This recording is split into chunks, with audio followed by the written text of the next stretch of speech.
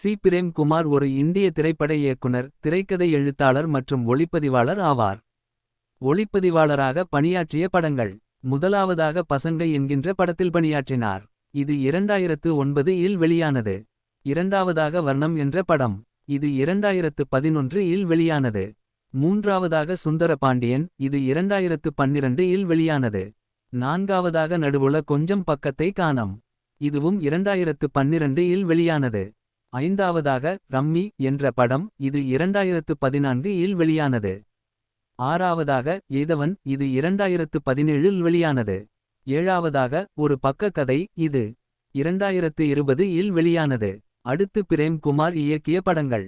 முதலாவதாக 96 என்ற படம். இது 2018 இல் வெளியானது. இரண்டாவதாக ஜானு தெலுங்கு படமான இது 96 என்ற தமிழ் படத்தின் ரீமேக் ஆகும். மூன்றாவதாக மெய்யழகன். இது 2024 இல் வெளியானது. நன்றி வணக்கம்.